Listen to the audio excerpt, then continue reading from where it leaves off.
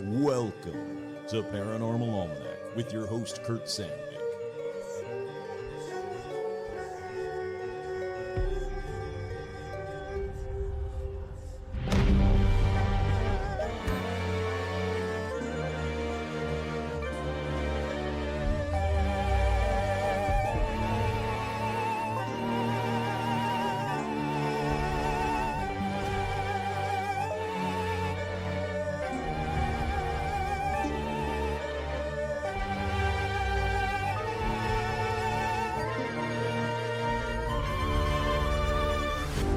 Hey, howdy, hi. That's right, I'm your host, Kurt Sandvik, and welcome to another edition of Paranormal Almanac. And on this edition, I'm going to try and solve some unsolved mysteries. That's right. Before I get into shout-outs, that's right. This episode evolved so many times since I started this this outline a while ago. First it was freaky stories, true and debunked. And then the more I did it, the more I was like, man, this is just unsolved mysteries, man. I just got to, lean into that, Let's just go down that rabbit hole. But let's do some shout-outs. That's right, shout-outs going out to the patrons. Head on over to patreon.com for even more Patreon stuff. Shout-outs going out to Lynn. Hey, howdy, hi. Curious Hedgehog, my second favorite kind of hedgehog. Obviously, Sonic the Hedgehog would be my first, but I'm talking the ugly Sonic the Hedgehog, the one that, they started to make the movie, and he was really, hideous with, human teeth and a weird face. That one, that's the Sonic I'm talking about. Diana, hey, howdy, hi. Mr. J. That's Mr. J, if you're nasty. George Berg. Andrew. Debbie. Corey. GC, a yowie ate my homework. Tracy, hey, howdy, hi. Newt MacGyver on it. Brandon, Avril. Loch Ness, not a monster. Loch Ness, not a monster. I have to say that your little circle picture next to your name is of, what is it of? Hold on, let me see if I can click on it, find out what it's of. Is it of hats? No, it's of something spinning around. Hi, Rum. Hi, sweetheart. Oh, an early rum spotting. Hi, beautiful. Hi, girl. I'm talking about Loch Ness, not a monster, but you can kiss me. That's right. I love you. It's like two little things spinning, but in the little tiny circle, it looks like boobs every time. I'm just saying, it looks like every time I look at it, I'm like, oh, and some boobs. Stacy, Leviathan, The Wicked One, Ill Said, Brian, Heather G's, Jeffrey B, Johnny the Pommy, hey, howdy, hi, from the other side of the world. JT, Doogie Whore, Mike G, JT. Please let me know if you got your shirt. I don't know how long it takes to get a shirt from America to Australia. It says it's not in America anymore. So please let me know if you got your shirt, because I'm kind of curious to see how long that'll take.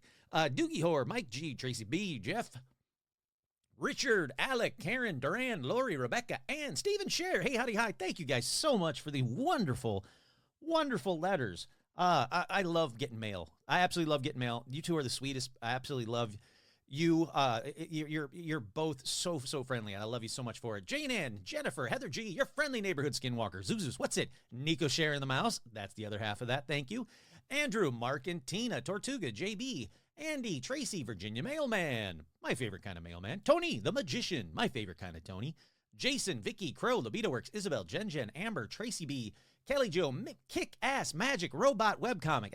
I got to do a clean one for you. Kick-Ass Magic Robot Webcomic. Oh, love it. Sandy, Paige, Couch, Scott, Andrea, Melody, Vanessa, Becca, Jake, Charlotte, and the Beasties. If I was the devil. Elizabeth, Sherry, hey, howdy, hi, I miss you.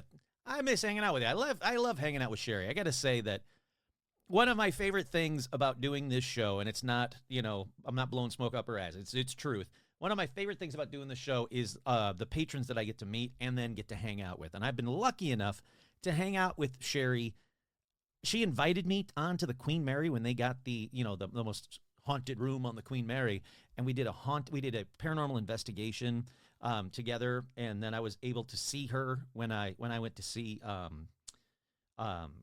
Oh, why am I? Oh my God, I'm blanking completely. Amy Bruni, thank you. Good Lord, I'm tired. It's been a long week. But we get to hang out there too. So I love hanging out with the patrons. So Sherry's always fun, always good to hang out. Art Muffin, Tim, hey howdy hi buddy, Kenneth, Alexandra, George Benson, Zozo the Demon, Hayden, Cindy, Ashley, Robin, Will, Lauren, and Phil Mangano hung out with them today. Russell, Isabel, Audra, Dorian, Cindy, hey buddy, how you doing, Dorian, Cindy, Paula, Jerry, Jeff T, hey buddy, Joe, Lawrence, Melissa, the Lauren Strawn, hey howdy hi. So the Lauren Strawn wants me to do a live TikTok episode. And I gotta say, I looked into it, and yeah, that does sound like kind of fun. I just need I need life to calm the fuck down for a minute. Life's been kicking me in the dick. It's been terrible, but that's gonna happen. The live TikTok, not the life kicking the dick. Veronica, Autumn, Carolyn, Nanashi, Todd, Jamie, and Elijah Hendrickson. 2 more people I haven't seen in a while, or 3 more people I haven't seen in a while. Dan, Laura Pitts, and the one, the only, the Gamer Fan. With 2 special shout-outs, as always, to Joe Teague and to my boy Stitch. And then a special request. If you believe in the power of prayer, or if you believe in the, good vibes that can happen from good thoughts, my dad could use some right now. So just keep him in your thoughts if that's something you're into, and I'd appreciate it. So yeah, it's like I said, man, life's just kicking me in the dick. But right now, let's get right on in to paranormal news. Well, that's not paranormal news at all. That's just people laughing.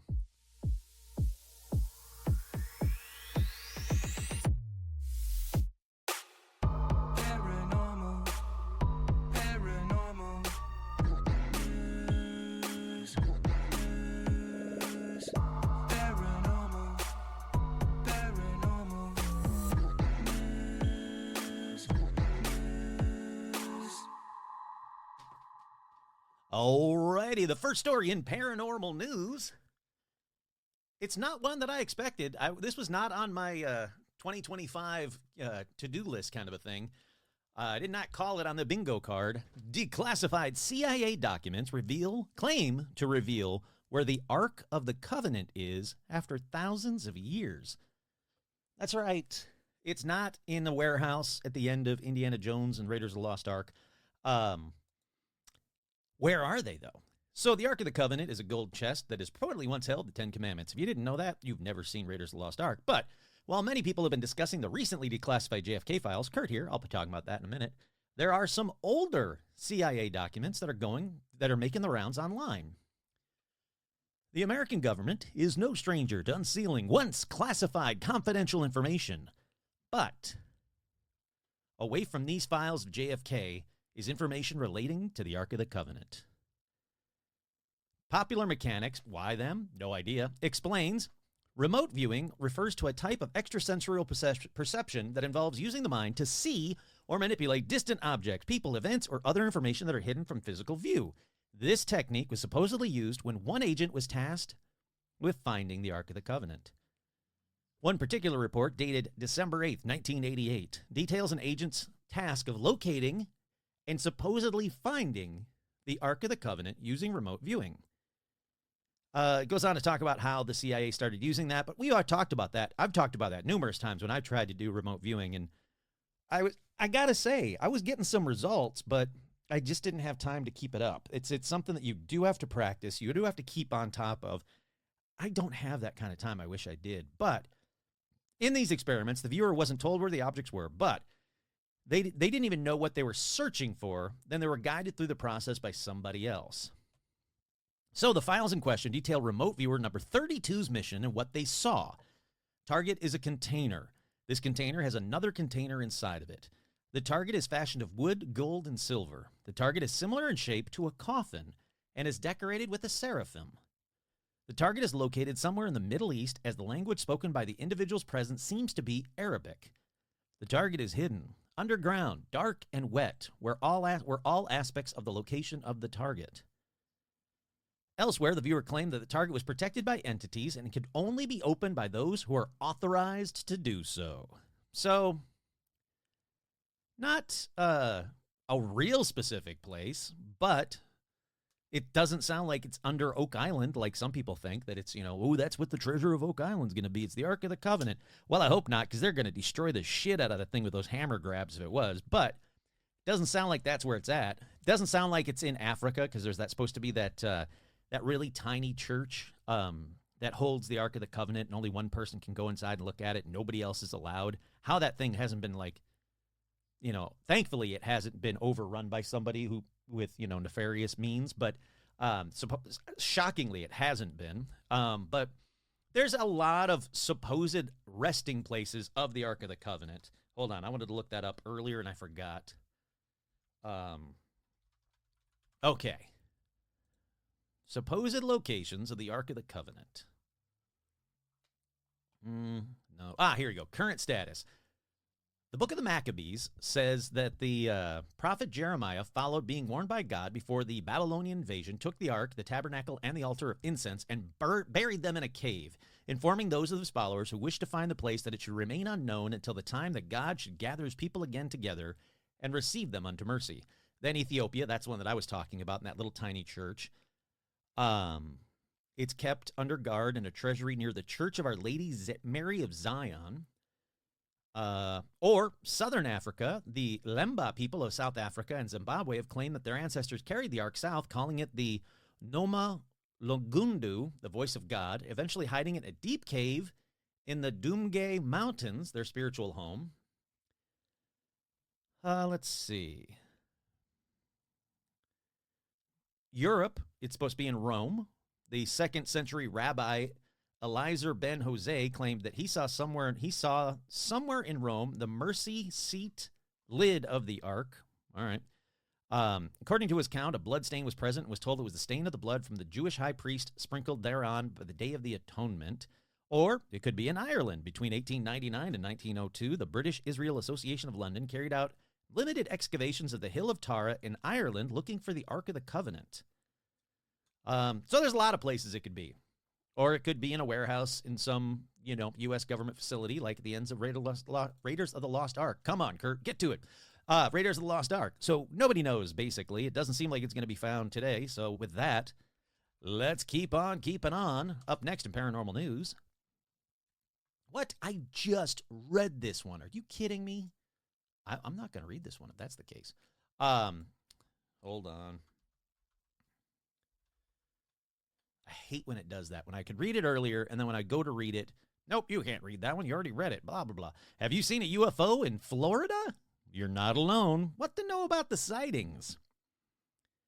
An object hovering over Green Cove Springs, March 22nd, left many people wondering whether extraterrestrials have invaded Earth and decided to join the spring break crowd in Florida, apparently. Okay, maybe aliens weren't looking for a week of fun in the Sunshine State, but there's plenty of speculation about the object. UFO sightings are not unusual in Florida, which ranks only behind California in the number of reports of unidentified aerial phenomena. Oof, this is going to be a fun episode, I can tell. They said that a shape-shifting UFO was hovering above Green Cove Springs in Florida, and there's a video, and I've been wanting to watch it, so let me do that right now. Looks like a balloon. Looks like a balloon. Looks like a balloon. Looks like a deflating balloon. Looks like a balloon that's rotating in the air from air currents. Still looks like a balloon. I got 5 more seconds of saying it looks like a balloon. 2 more seconds of that still looks like a... Oh, it's an orca balloon. That 100% is an orca balloon. Oh, yeah. Like, when you get to 18 seconds, like, it's either an orca or a shark or a whale balloon. Very obviously a whale or a shark or an orca balloon. That's... Come on. That's... No. You know what? I'm not even going to read the rest of your story because I debunked that one so quickly. Up next in Paranormal News, maybe I'll throw that one up on the Facebook fan page. Next in Paranormal News, a scientist thinks we live in a simulation and that he's found proof of the universe's source code. Again, it doesn't help me if we are. I still got to pay rent. I still got to find a place to live. I still got to deal with the life daily kick in the dick kind of shit that's going on. Whether this is a simulation or not, unless you can tell me how I can hack the simulation and become insanely rich and help out my friends and family and patrons and paramaniacs, it doesn't help me. But this scientist says for more than 2 decades, some scientists have pondered the possibility that life as we know it is actually an unfathomable, complex simulation. while some suggest looking for glitches to find evidence of the simulation. University of Portsmouth's Michael Vospin argues that the universe's predilection for symmetry could be seen as a kind of compression algorithm following his hypothesized,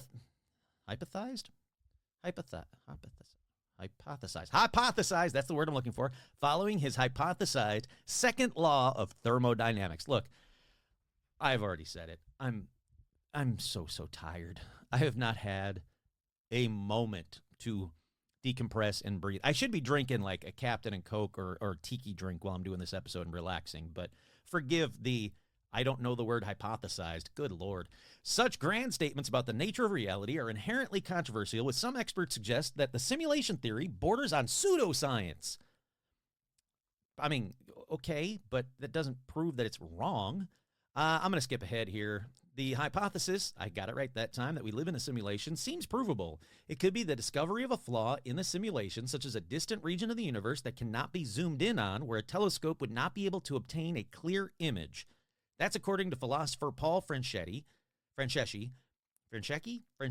don't know, who told Gizmodo in December, of course, an even more advanced simulation could then roll back time, erase the flaw, then restart the simulation from that point on.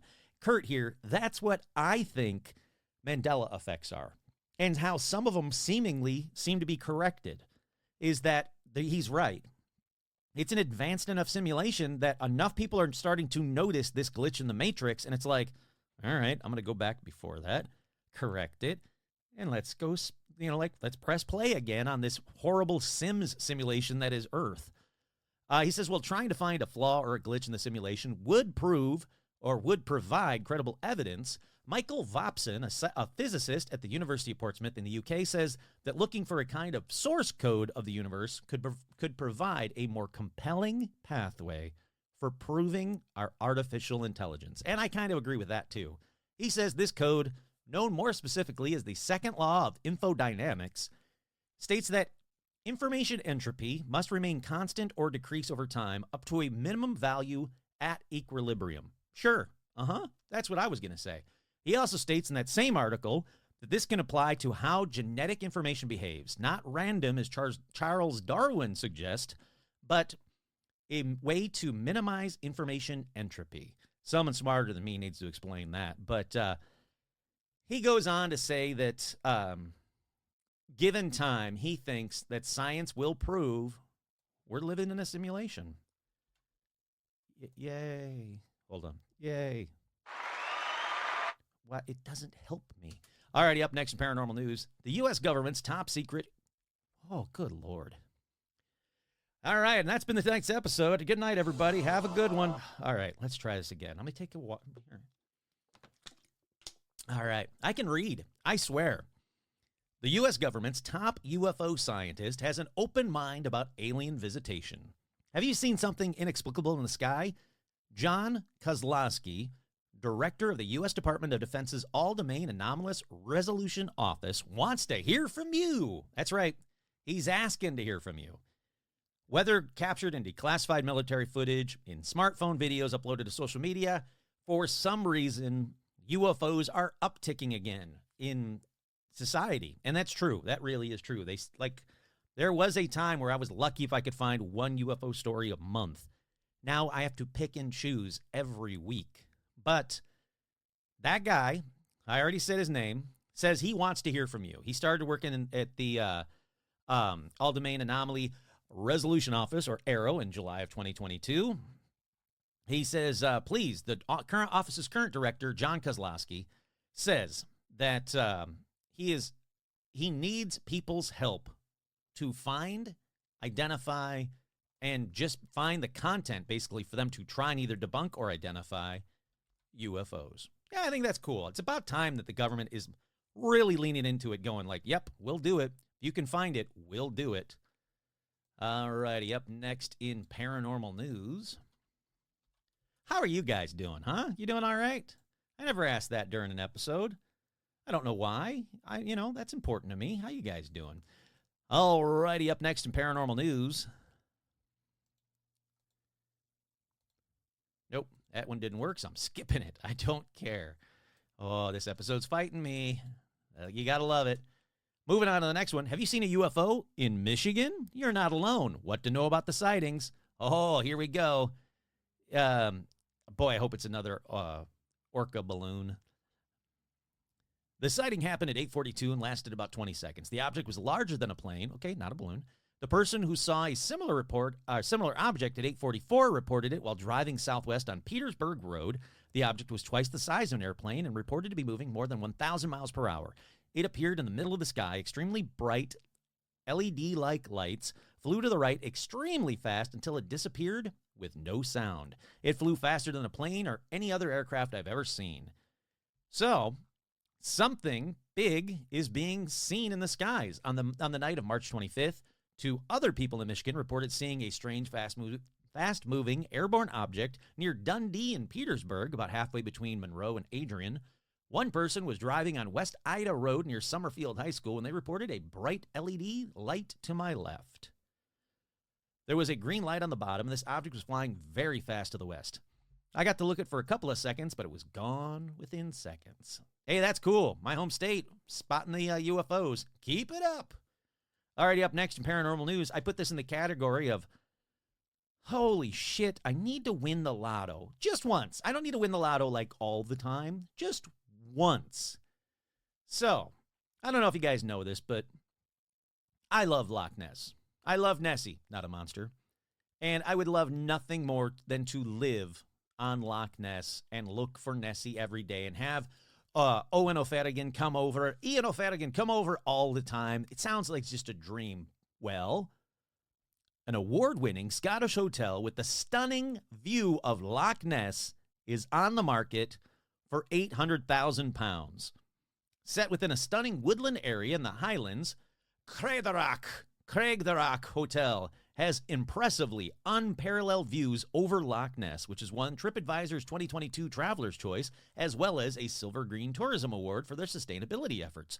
Located in Foyers, which provides an excellent base for exploring the Highlands, with many beautiful spots and iconic landmarks, including the castle, the Glenfinnan Viaduct, and the Culloden Battlefield within very easy reach.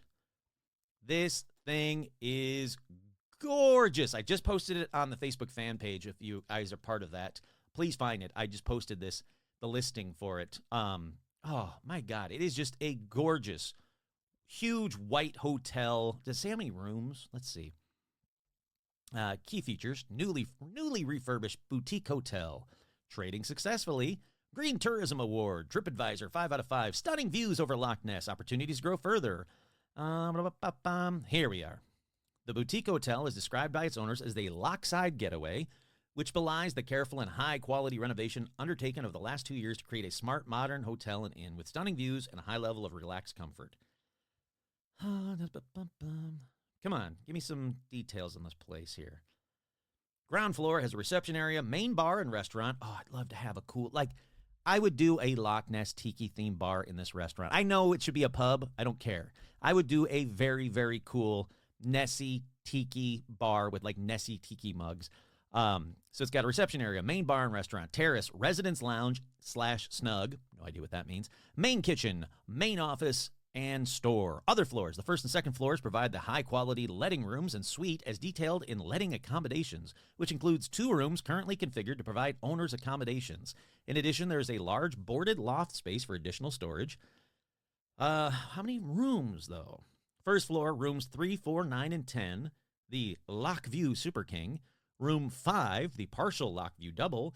Room 6 and 7, the Woodland Super King. And the Room 8, Woodland Double. The second floor, rooms 11 through 13, and then 14 and 15. Okay, so apparently there's 15 rooms. Basically, you could just word it so much easier than the way they're doing it. But still, there is a terrace outside that looks outside the main bar and restaurant and gardens, laid to lawn for additional tables and chairs, all overlooking Loch Ness. Oh, it's so beautiful. It's just insanely beautiful. Hold on. I'm going to quickly cruise through. I want to see what the bar looks like. Oh, yeah, man, that's tiki. Man, you can make that bar so tiki so quick, so easily, and it looks out over Loch Ness. I don't even care that it wouldn't, that people would be mad it's not a pub, but oh, man. It's gorgeous. Someone buy it for me, for the love of God. You can hear the way I'm talking on this episode. I can't talk anymore. I need a vacation, and Loch Ness just sounds ideal. Alrighty, if Loch Ness is too far for you, how about this?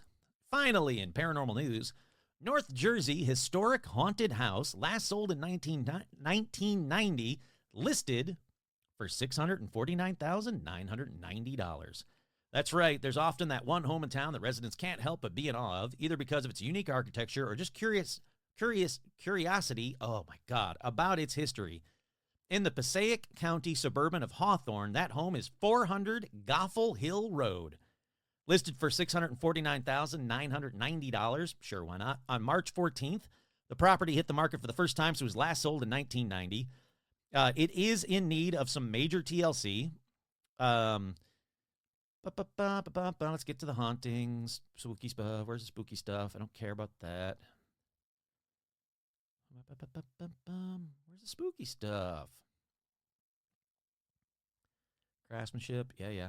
Good. Don't care. Okay. Let me find out what the spooky stuff is. You could have put that in the news article, like, a normal thing. Why is it haunted? For the love of Christ.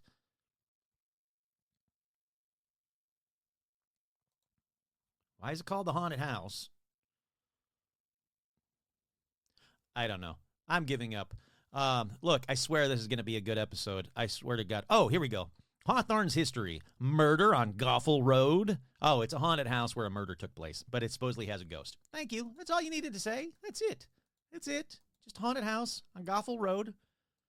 If you're in New Jersey and you want to buy a known haunted murder house, that's your house. It's for $649,990 for some strange reason. All righty. That about does it for paranormal news.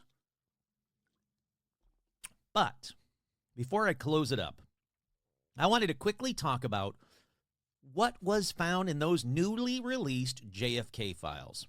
Well, as reported by some host of a show called Paranormal Almanac, seems like that host is having a mental breakdown on the current episode. Nothing. A while ago, that host said nothing would be found in the JFK files. And, well, Kurt here, I spent the other night pouring through files. I couldn't sleep. So I started going through all the files. I couldn't find anything even slightly exciting. And I'm not surprised by that in the least. Oh, my Lord. I'm getting WhatsApped while I'm trying to talk. Okay, yes, thank you. I appreciate your concern, but not right now. Yeah, I couldn't find anything even slightly revolutionary because revealing, because I wanted to do an episode about the new JFK files. That was going to be the goal. I was going to make it a patron episode, and I was going to be, I can probably do like 20 minutes on these JFK files and what I found. No, nothing. There was nothing, not even the slightest ooh, well, that's interesting. That kind of leads to believe the mafia angle or the CIA angle or the Oswald didn't work alone angle. No, not a thing. Yeah, I just wasn't surprised at all. But with that said, let's take a quick break. We'll be right back with even more Paranormal Almanac, I swear.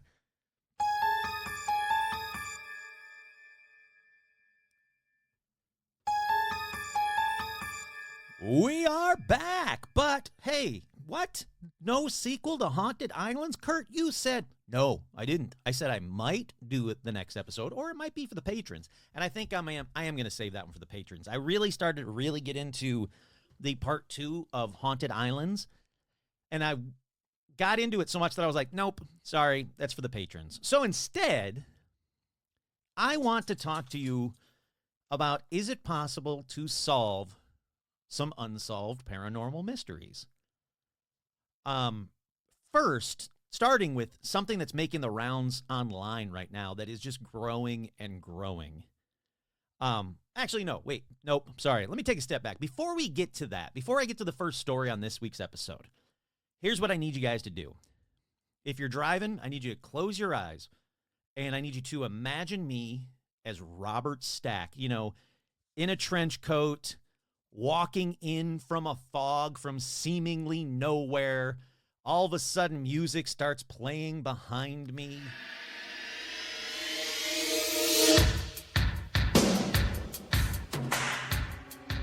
Tonight on Paranormal Almanac. Are the pyramids powered by underground spires? Did a woman really hear voices that warned her of a medical condition?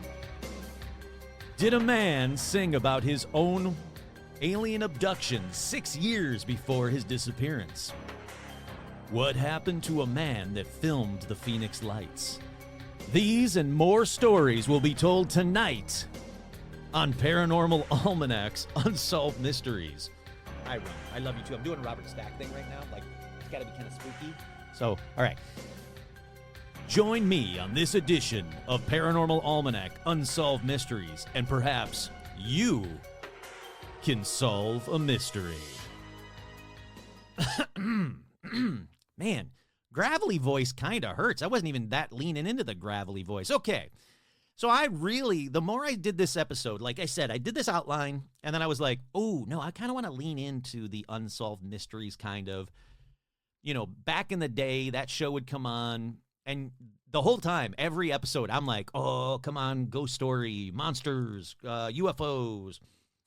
Give me a paranormal mystery. Don't give me some stupid guy that cheated on his wife and then disappeared, and it's obvious that he just left her for some other woman. Like, I don't care about those. Give me the good unsolved mysteries.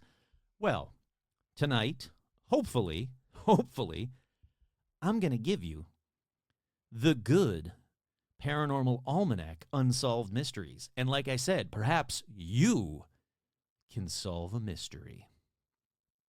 All right, you got it? You digging it? All right, the first one. I'm going to tell you the story. Then I'm going to debunk the hell out of it because it's dumb.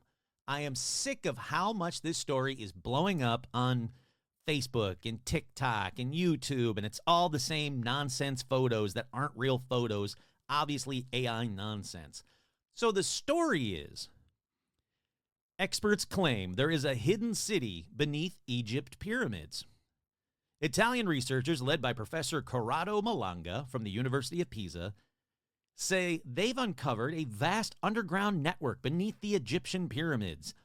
They claim the radar images show massive vertical shafts, spiral staircases, channels resembling pipelines for a water system, and a hidden world of structures more than 2,000 feet, that's 610 meters, beneath the surface.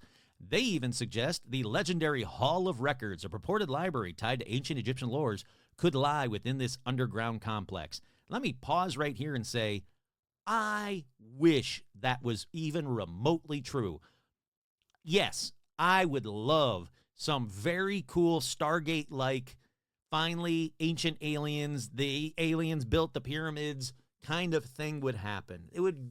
I would do an entire episode on it. I'd be so happy. So don't think that I'm just like poo-pooing on this one because I'm a dick. No. I'll get to why I'm going to poo-poo on this one. He says, when we magnify the images in the future, we will reveal that beneath it lies what can only be described as a true underground city, they said in a press conference.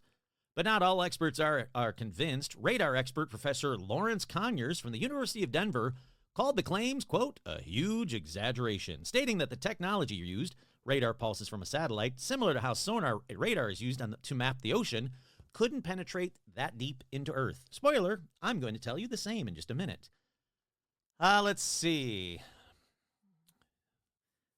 No, that's about it. So that gives you the main idea. There is a really badly done computer animated drawing of the pyramids and then these spires underneath it. And it's so magical and mythical, and everybody's like, finally, you know, the Egyptian government can't hold the truth any longer. They can't keep us down. Like the truth's got out and all this other nonsense.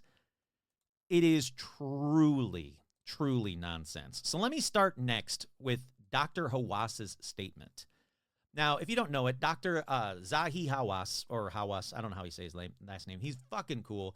He's the main Egyptologist. He is the world-renowned archaeologist, the former minister of antiquities. He had to speak about this. It's called the Khafre Project. In recent days, false claims regarding the Egyptian pyramids have circulated widely across the world. Dr. Zahi Hawass, renowned Egyptologist, has stated that the rumors suggesting the presence of columns beneath the pyramids of Kafir. How do you say that? I don't want to say it wrong every time and have someone mad at me. How do you say Kafir? Pronunciation. Kafra? Well, let's see. Khafra. The pyramids of Khafra. So he said the columns beneath the pyramids of Khafra are nothing but fabrications propagated by individuals with no expertise in ancient Egyptian civilization or the history of the pyramids. He further emphasized that the Supreme Council of Antiquities has not granted these individuals any permits to conduct work inside the pyramid of Khafra. Hawass confirmed that no radar devices have been used inside the pyramid, that all claims regarding the existence of columns beneath it are entirely unfounded. There is zero scientific evidence to support these assertions, and no archaeological missions are currently working inside the pyramid. He added that the base of the pyramid was carved directly from the bedrock to a height of approximately 8 meters. According to extensive scientific studies and research conducted in recent years, there are no columns beneath this base. He further stressed that such claims are merely attempts to undermine the grandeur of ancient Egyptian civilization. I gotta kind of believe that. Like I said, I wish it was true, I really do, but it's just not. So let's talk about the science a little bit. He is right. The pyramids are built out of the bedrock, not sand. This is very easy to find. You can literally see photos of the bedrock and the quarry where they got the stones for the pyramids, which are basically right next to the pyramids themselves. There is no sand or caves or anything under the pyramids like these guys are going to tell you in their bullshit radar scans. It's just not true. It's very easy to find these photos. Google it. Just Google pyramid bedrock or pyramid quarries. It's real easy to find. And they're not recent photos. They're not photos, oh, sure, but it's all photos from the 20th century. No, you can see photos as they've uncovered more and more. They pushed back more and more of the sand and uncovered the pyramids down to the bedrock. It is very easy to confirm this. That alone should have been the end of this nonsense, but it's not. So let's talk about the guys. Again, despite a lot of nonsense online that they're saying, and only them, there is zero peer-reviewed data. They haven't submitted anything but promises. They keep saying, oh, we're going to submit it soon, and they did this really bad. I watched the whole fucking thing. It had to be auto-translated from Italian to English. This really bad presentation with horrifically bad CG that looked like something out of the 80s. It's horrifically dumb. It's not peer-reviewed. There's a lot of dumb podcasts and sites currently saying, oh, no. They said it was peer-reviewed. They just haven't announced who those peers were. No, it wasn't peer-reviewed. That's not how scientific processes work. Let me help you. It can't be peer-reviewed, but they submitted a paper in 2022 called Synthetic Aperture Radar Doppler Tomography Reveals Details of Undiscovered High-Resolution Internal Structures of the Great Pyramid of Giza. Back in 2022. That one, not peer-reviewed. That one, I hope it wasn't even finished because they have more spelling errors in that presentation or the thing that they submitted in 2022 than I do in these outlines for these episodes. It says it's published 19th October 2022. And in this paper, this one only talks about the internal structure of the Great Pyramid, but they are stating that it's kind of the same technology that they're using this year to see under it for meters, hundreds of meters. The press conference they did back in 22 didn't even include known internal structures of the Great Pyramid. They didn't even do their due diligence to find the known ones, but they said, oh, but look, we've fully mapped the pyramids with these cool SAR radars up in space. No, it's just not true. And the press conference, they showed nothing but artist interpretations, not one X-ray image. And the SAR experts back then said it was completely fabricated and not how SAR would look against bedrock. Flash forward to 2025. It's a lot like those Mexican aliens that were debunked. They just put them aside for a few years and then released it, and it became a huge story because people have no memory, apparently. But let's talk about the technology. Yes, I get it. The technology can jump leaps and bounds in 3 years, from 2022 to 2025. I understand that. So let's see where SAR is now. Again, it's called synthetic aperture radar. It's a type of radar imaging that uses the motion of a radar antenna to synthesize a large antenna, which enables even higher resolution images with a physically small antenna. It can see through clouds. It can see through darkness. Again, this is what they're using, real scientists are using to map the ocean floor. It's used for a variety of applications: mapping, monitoring environmental changes like deforestation and flooding, tracking ships, and even detecting changes in the Earth's surface. But SAR can only penetrate up to 25 meters in perfect condition. Not 600 meters like these guys said. 25 meters in perfect conditions. They said that it went 610 meters beneath the surface through sand. That is not perfect conditions. And only about 5 meters of that 25 meters for SAR, for real SAR, only 5 meters of it is clear.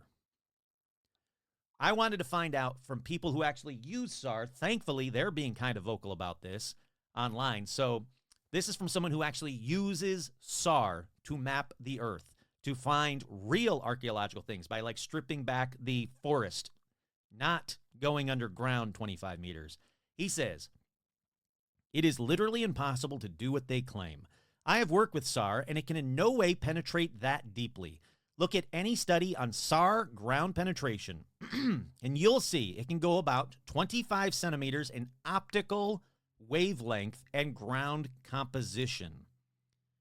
If they were able to penetrate thousands of meters, they could still sell the technology. Oh, my goodness. Sorry. If they were able to penetrate thousands of meters like they claim, or even 610 meters like they claim, they could sell the technology immediately and become unbelievably rich. But they haven't. They haven't even said how this new SAR came about, who developed it, where it's at, and why it's only being used for this pyramid project, if you will. I was going to say scam, but project.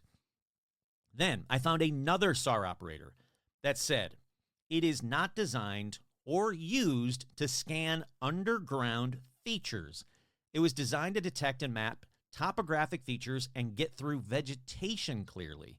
The current accepted ground penetration is about 25 centimeters under optimal conditions and soil. 25 centimeters, not 600 meters. It could only go underground 25 centimeters. Come on. That SAR can claim penetrate up to 25 meters in perfect condition. That is above ground, 25 centimeters underground. So strike two for these guys. This nonsense was also debunked almost instantly when it was brought up on Curse of Oak Island, like I said, a couple of years ago, when they said they found the money pit using SAR, and guess what? Nothing was there. The technology just isn't there yet. It can't do what these guys say it does. So, like I said, I watched an hour-and-a-half presentation that these guys did about the structures under the pyramid on YouTube. Again, auto-translate on because it's all in Italian. And I was shocked. Their SAR that can see 30 meters below the pyramid didn't even show, again, known voids and rooms inside the pyramids. They've had 3 years to fix their mistake from 2022's last presentation, and they didn't. They literally show an orange pyramid shape with none of the known voids and rooms, but then go But we go 600 meters underground and look at these black spires and these blue spires and these black holes that show that it's a huge, enormous cavern that goes down thousands of meters. I'm sorry, you couldn't even show me the one room that's known to exist by everybody that tourists go and see. Again, like, you can be a tourist and walk through and see inside these pyramids. They didn't even fix that part of their presentation in the 3 years they've had to come up with this new, amazing, you wouldn't believe what's under the pyramids now kind of scam. So yeah, their proof is seriously lacking in detail. Yet he goes on and on about how, in this presentation, he goes on and on about how these are the best scans ever done of the pyramids. No, they're not. They're not even the best scans done by the pyramids this week. You know, hold on. You're fine. Stay. Hold on 1 second. I got to get a blanket for rum. No, you're fine. There we go. Here's your blanket. You're okay. Go ahead and sit down. So these guys didn't even do the due diligence to try and be like, there's also an extra room that nobody knows about in the pyramids. That would have been enough to make people go, wait, maybe there is another room that's because there's a lot of stuff we don't know about the pyramids, but there's also a lot of stuff we do know about the pyramids. Like I said, that tourists go and see every day. They didn't even get that stuff right. I get it. I know we don't know everything about the pyramids. Everyone in the scientific community knows we don't know everything about the pyramids, but they also know what is and isn't there, and they all have questions, sure, but there are some certainties. Like I said earlier, the bedrock under the pyramids that you guys can see clearly. Me personally, I still hold hope that there is a hidden room under the Sphinx paw that is the Library of Alexandria. But with each passing year and more excavations and more research being done, that hope gets littler and littler. I truly want something amazing to be discovered in or around the pyramids that science can't explain, but it's not this. I am very confident in saying these guys are talking out of their asses. If I devoted another month to researching everything they have done and said so far, I know I could expose even more of their pseudoscience than it's already been done here right now. But why? Why give them any more press until they show some proof? Not some very bad AI or computer graphic proof, but actual proof. Guess what? They can't. It doesn't exist. So let's go to Snopes. Let's see what Snopes says, because they even get in it pretty quick. Was a vast city discovered beneath the Egyptian pyramids? A group of researchers claimed to discover an underground system of pathways and wells near the Khafra pyramid base. False. Fake. Claims circulated in March 2025 that researchers of ancient Egypt discovered an alleged vast city beneath the Great Pyramids of Giza. Using radar technology, people discussed the purported discovery on TikTok, Twitter, Facebook, all over the social media. Despite the popularity of the claim, there is no credible evidence to support it. In addition, no credible news outlets or scientific publications have reported on this rumor. Rather, this appears to be a spin on an already questionable research conducted in 2022 by the same gentleman that was subsequently embellished by a variety of right-wing content creators like conspiracy websites. Yeah, it's the same nonsense bullshit. The, quote, power plant theory is not new. A 1998 book by Christopher Dunn called The Giza Power Plant, Technologies of Ancient Egypt presented a similar idea that has been the subject of fringe science theories ever since. People have thrown in Nikola Tesla's name in this time as well. They did it back then, apparently. According to NASA, SAR is a type of active data collection where an instrument sends out a pulse of energy and then records the amount of energy reflected back after it interacts with Earth. However, it does not appear that this research has been peer-reviewed or corroborated by credible archaeologists. Additionally, the research alludes to fringe theories about ancient civilizations and otherworldly intentions for the structures. Well, you don't have to be that much. Calm down.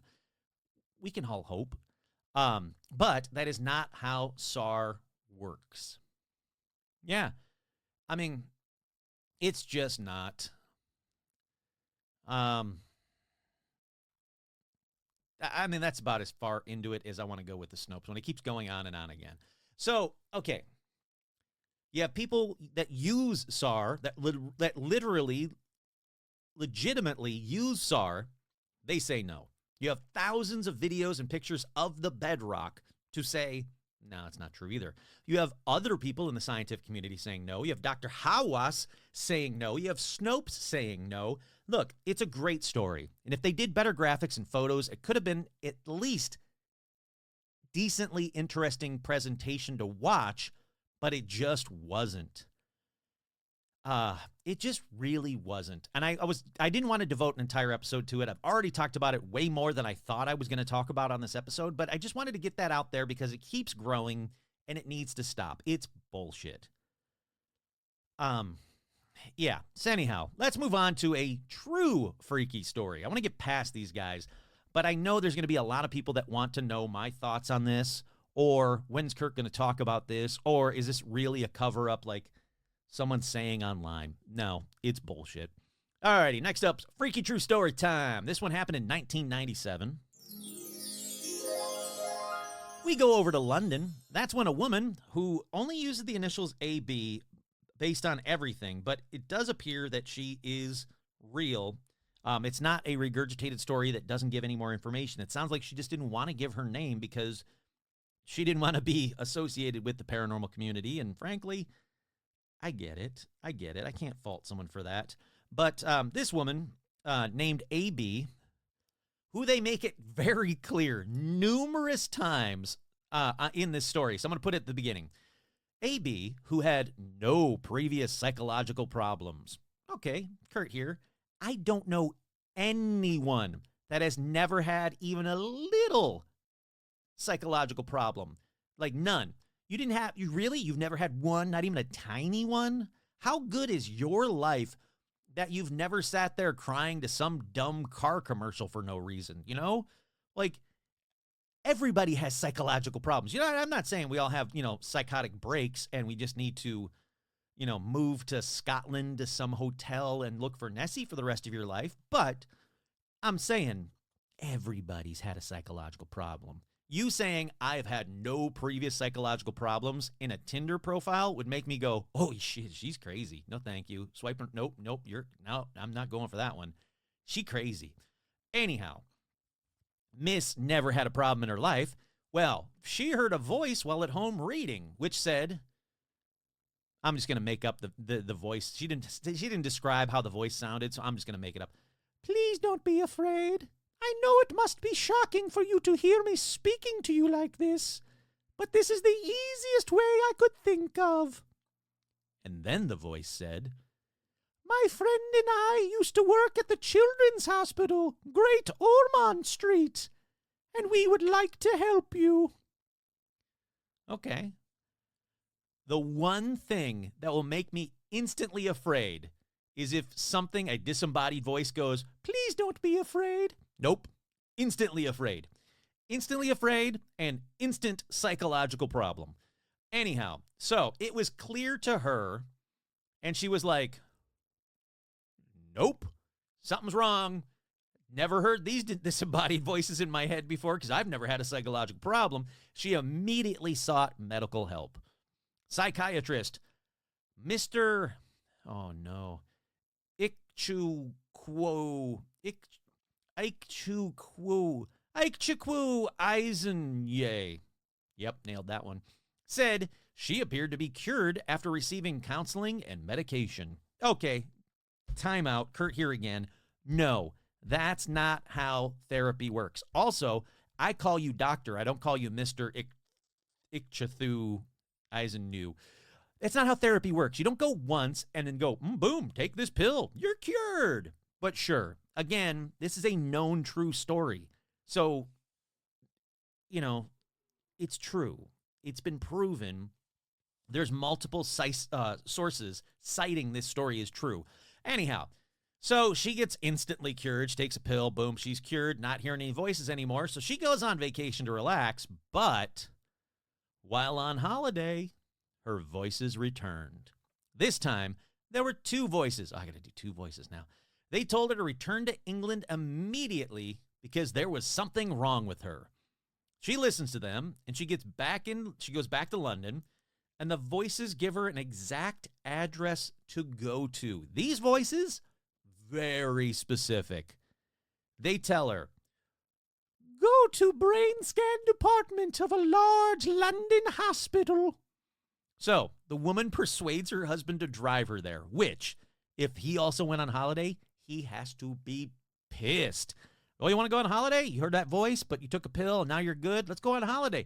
We're on holiday. Isn't this great? What do you mean we have to go back because the voice is telling you to have to go to a specific hospital? Fine. So she immediately canceled it. She gets there.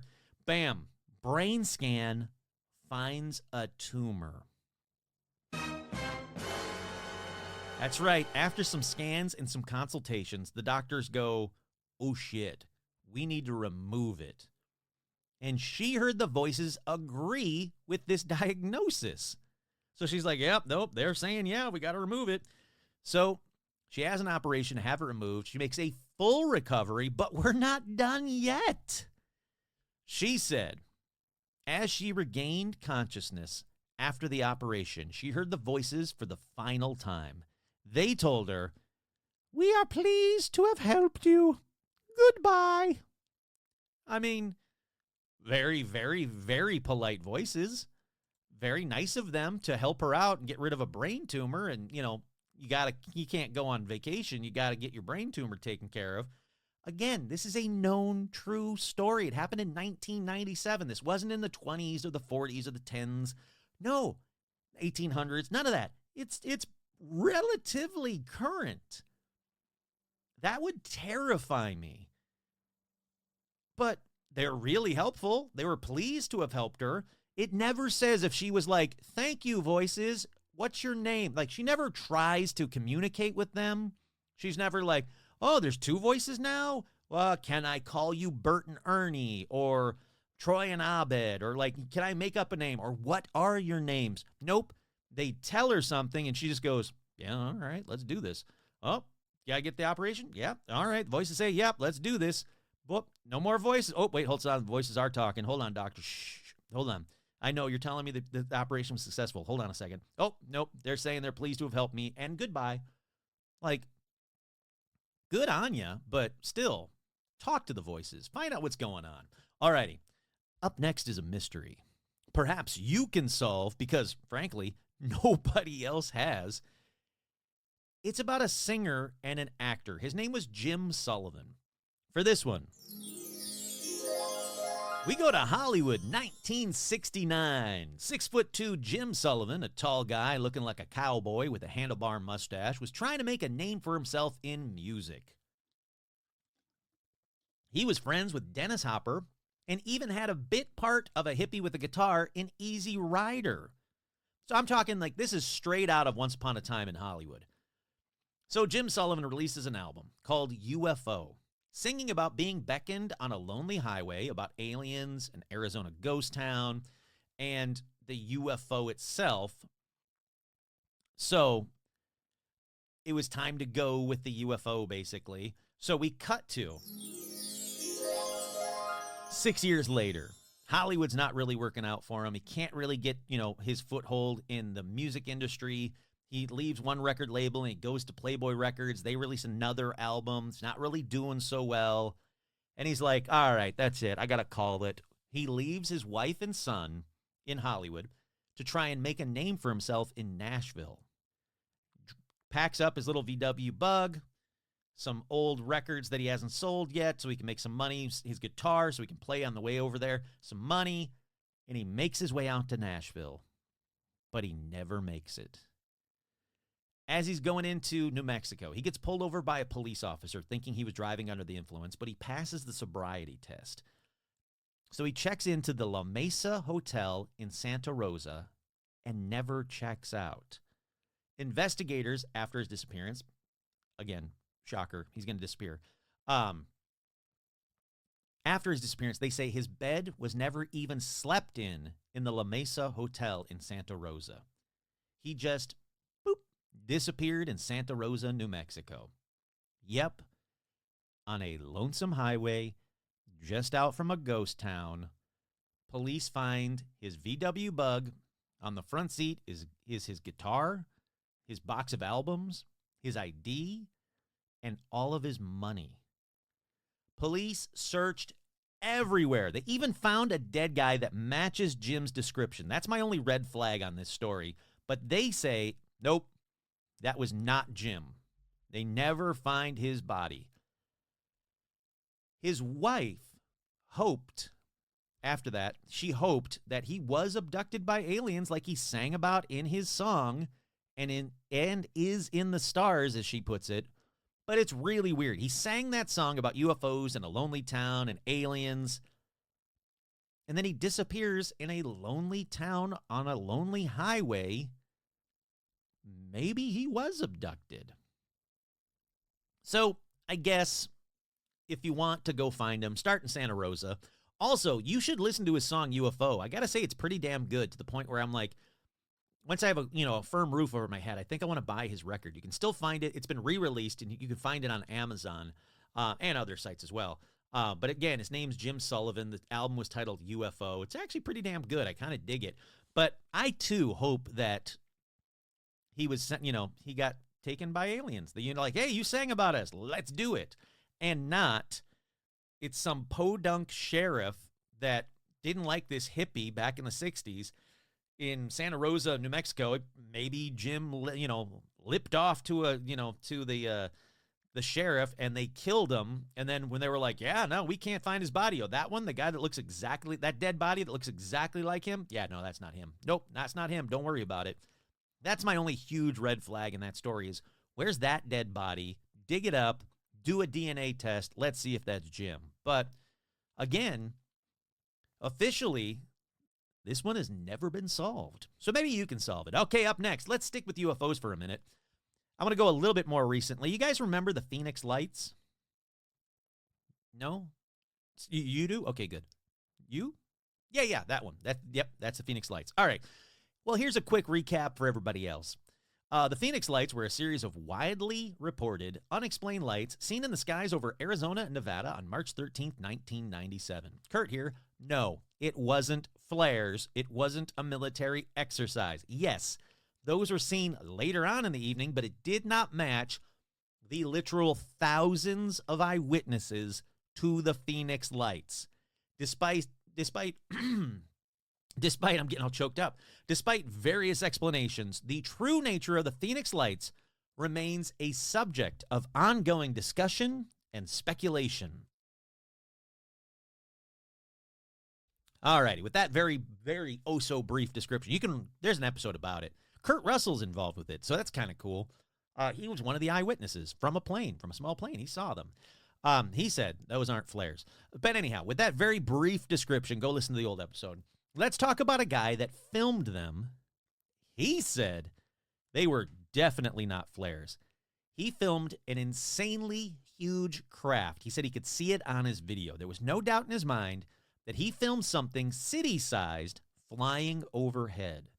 His name was Richard Curtis. Yep, I said was Richard Curtis. So spoiler, he's going to disappear too. So Richard Curtis reached out to Councilwoman Frances Barwood from Arizona. She talked to him on a phone. There is actual video of him talking about his conversation with her and what he saw. He's on video. So there are a lot of sites that say, this Richard Curtis guy, he never existed. No. Who did she talk to? Also, why are there videos of him that you can watch that I'm going to play for you in just a minute? He said he had it all on video. Detailed. He was close to it. He said he'd used high-quality equipment. He said you could see the shape. He said you could see how big it was in comparison to the surrounding buildings and everything. He described that the lights were gaseous. He said he was so excited that he had gotten all of this on video, and he trusted this councilwoman, Frances Barwood. So he calls her up, tells her all about it. She was like, man, he was really excited. You could tell that this was going to be something big for him, and he promised to send her a copy of the video. But Cut to a week later. He calls her and says, well, what'd you think of the video? And she went, I didn't get it. You didn't send me a video. And he goes, no. I didn't have to send it. 2 men from your office came and picked up the only copy of the video. And she was like, no, I never sent anyone. Plus, she didn't have any men working for her in her office. So she asks him, well, what did these guys look like? And he said, 3-piece suits, black suits, and hats. Cut to a little bit after that, Richard got very sick. There's the, quote, probable official explanation that he had mixed up medications, and because of that, he was rushed to the hospital. But he never makes it to the hospital. He disappears. Frances was very rightfully worried about this. She's like, who were these men? How did they know to go to his house? Did they know that she was involved? So she starts freaking out a little bit, going, uh-oh, this guy just disappeared after talking about Men in Black. What's happening? So she had a private investigator check her phones. And yep, he finds a wiretap that he traces back to the federal government. This is, again, 1997. This isn't the 50s or the 40s. This is relatively recent. She goes, I was told a long time ago, there's the government you see, and then there's the shadow government, the one that's really running the show. And she got freaked out. So the footage, his footage, has never been seen. Richard, also, never been seen. The hospital claimed they never sent a taxi. Or taxi, Jesus Christ. Sorry, I'm clicking things while I'm talking. They never sent an ambulance. They don't know anything about him. He was never a patient of theirs. And nobody knows where that ambulance was, where it went to, what happened to him. Kurt here. I'm betting that the Men in Black took care of him. But let me go to a very quick 2-minute video that has her and him on video talking about this instance. Get caught up in those strange lights over Phoenix. UFO investigators now claim that some video of the lights has mysteriously disappeared, taken by Men in Black, no less. Months after this sighting, there are still many questions regarding the strange lights over Phoenix. Is this a solid craft or merely lights in an empty sky? What could be the conclusive evidence is now mysteriously missing. Richard Curtis claims his home video is proof that this sighting was a huge flying craft, and he claims his video shows a solid object in the sky passing over his home. I saw the bottom of it as it went over the top of Phoenix. The lights of Phoenix lit up the bottom part of it, and it blocked out the clouds and the stars. Curtis calls Phoenix Councilwoman Barwood to show her the footage. He had it on these 2 videotapes, and he asked me if I would like them. So I said, of course I would. Could he give me copies of them? And he said that he would, and I told him how to get them to my office and to mark them personal and confidential. But before Curtis can send Barwood the videotapes, he's paid a visit by 2 mysterious Men in Black. They were all dressed in black suits, and they had the black hats, and sunglasses. And they asked me if I had tapes for City Councilwoman Barwood. And I said, yeah, they're laying right here. And they said, well, we stopped by to pick them up. And I said, oh, great. And I just handed it to them. I didn't get them, and I have no idea who these 2 men were since I have just females working in my office. So it's just absolutely puzzling to me. Did the tapes ever exist? And if so, were they proof of more than lights in the sky? And who were the mysterious Men in Black that allegedly took them? I think somebody either listened in on a phone call and wanted them tapes. I can't explain it. It's just kind of eerie. The mystery continues on Paranormal Almanac. Oh, that was seamless. Yeah, so there you go. That is him. You can't see him on video. You can if you look this video up, but you heard him. You heard him on video. You heard her on video. That guy disappeared after Men in Black took the only copy of his tape. So I guess if you take anything away from this episode is if you got something that is that earth-shattering, groundbreaking, and perfect copy, don't talk about it on the phone. Don't talk about it on the internet. Create a signal group and then accidentally add an Atlantic reporter. Oh, no, I meant just don't talk about it. You go there. You go to her office. If you really do trust this councilwoman, why he picked her, I still don't get, but whatever. If you really do trust her, make shit tons of copies. Put them in like as attachments to emails and schedule those emails. You know, like 10 days out, 2 days out, 1 day out, a year out, make a bunch of different email addresses. Make 1 billion copies and mail them to yourselves and your family and your friends. Put it up on Facebook, you know. Post it and tell people this is real. Repost it. Put it up on Reddit. This is real. Repost it. The one thing you don't want to do is have one copy of disclosure, basically, and then you hand it over to 2 Men in Black. And if Men in Black show up at your door, don't answer your door. Look out and go, oh, that's 2 guys in suits. It's really hot out. It's in, Arizona. Why are those guys working? Nope, I'm not going to answer that door. Fuck that noise. Fuck that noise. That's the thought of the day. All righty, up next. What a weird one, though, right? That is an unsolved mystery. What the hell happened to Richard Curtis? Where is his tape? What were the Phoenix Lights? Kurt here, it's UFO, but still. Yeah, crazy story. All righty, up next, let's talk about the Mystery Rock. Now, this one was actually from Unsolved Mysteries. And damn it, wouldn't you know, it's still unsolved. And also, not a lot of great clues. So I watched this entire episode. Well, actually, let me go back to in time for real quick.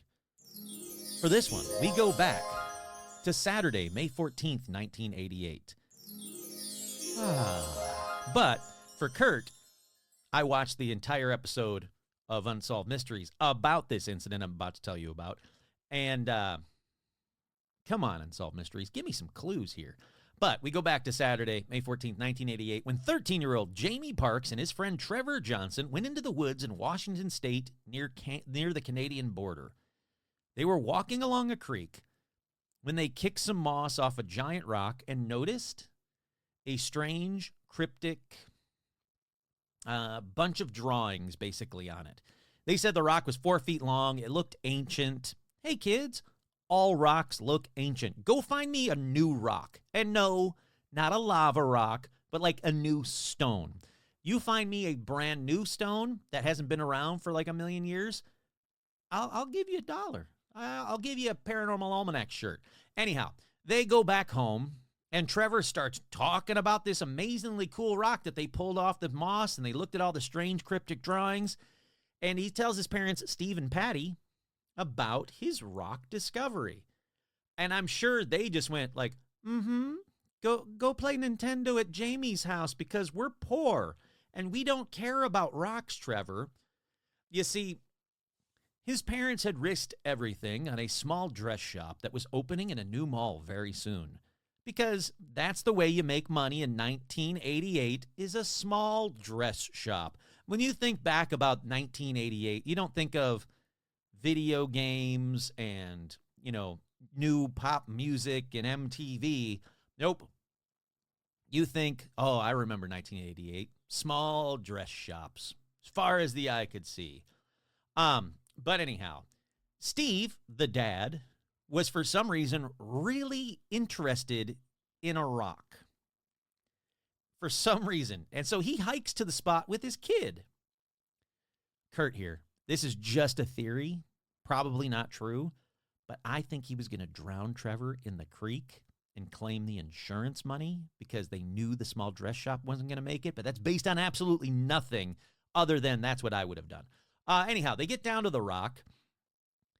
And for some reason, they're both very seemingly excited about it. They go back home, and now I can only assume now both of them are boring mom with even more rock talk at dinner. And we cut to 2 days later. the Johnsons' luck begins to change for the better instantly. Well, not instantly. 2 days later, their dress shop was completed, and people flocked to it. So much so that eventually they acquired the movie theater in the mall and other shops in the mall, which in the 80s, that's the coolest fucking thing ever. Are you kidding me? Oh, they also bought a new house. But get back to that. I'm assuming Dad forgot all about his scheme to kill Trevor for the insurance money and told everyone their luck changed because of the mystery rock, because that's what he started doing. He started telling everybody, it's all because of the mystery rock. As soon as I saw it, I knew our luck had changed. So what happened to the rock? It was 1988. Trevor should still be alive. He wasn't drowned by his parents. Jamie Parks should still be alive. Why does no one know where this fucking rock is or if it's gone? I've looked everywhere. Yeah, there are some Jamie Parks on Facebook and some Trevor Johnsons on Facebook, but none that I want to be like, were you guys the ones that found the lucky rock? Your dad owned the flower, the dress shop? Isn't that amazing? Like, I can't find, there's nobody on the going up online going like, hey, that was me. I was back in the day. I was on Unsolved Mysteries. Wasn't it cool? We found the rock. I go and lick it every day. Like, no, nothing. I can't find anything out about it. And I also have some more questions. Why does no one know where it is or where it's gone? Why did Trevor have a friend? Why did Trevor's mom stay with his dad in a probably loveless marriage? How many movie posters did Trevor cover his walls with now that he was the coolest kid in the school because he basically owned a movie theater?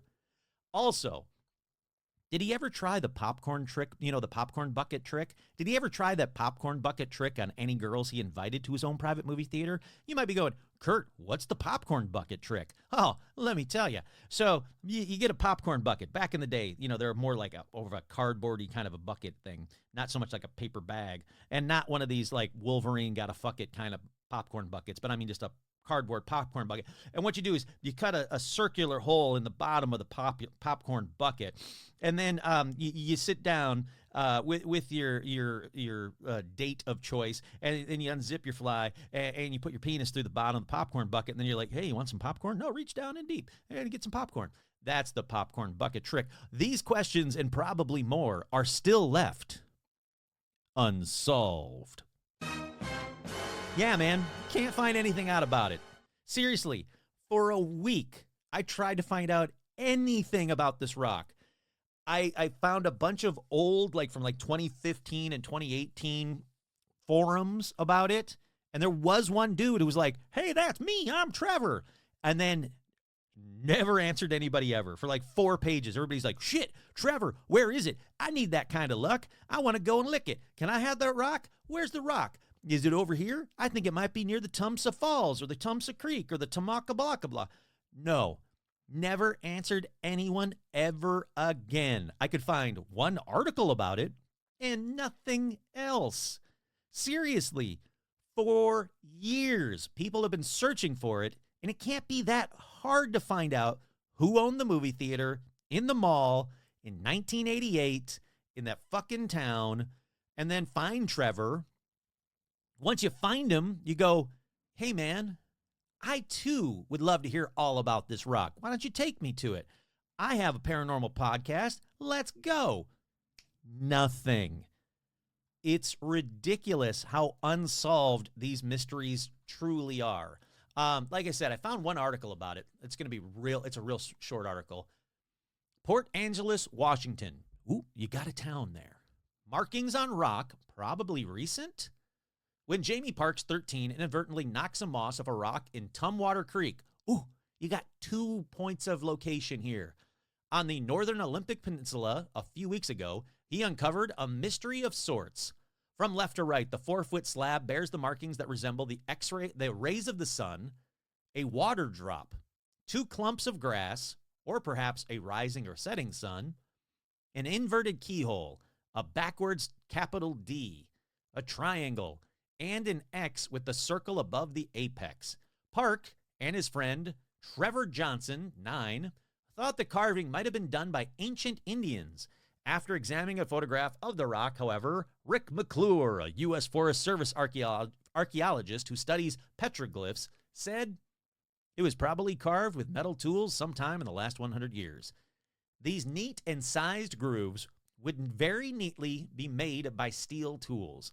It could have been made early in the century. Moss grows pretty quick. And that's it. That same newspaper article from the Spokane Chronicle on June 24th, 1988. Let's see what else they got to say on here. Nothing. You can get yourself a love seat, regular $14.99, now for only $10.87. You can get yourself a Magnuson Ultimate Sleeper, a 7-inch thick interspring mattress, real comfort for a sleeping sofa, from $5.15. Yeah, there's nothing else about this amazingly cool, ultimately amazing, change your luck the second you get it, so you can own half a mall kind of a thing. But you got June 24th, 1988. You got the Spokane Chronicle. So you find the reporter that wrote about this. It's off a rock, and the rock is in the Tumwater Creek on the northern Olympic Peninsula. There's enough clues that somebody in that area since then should have found this rock.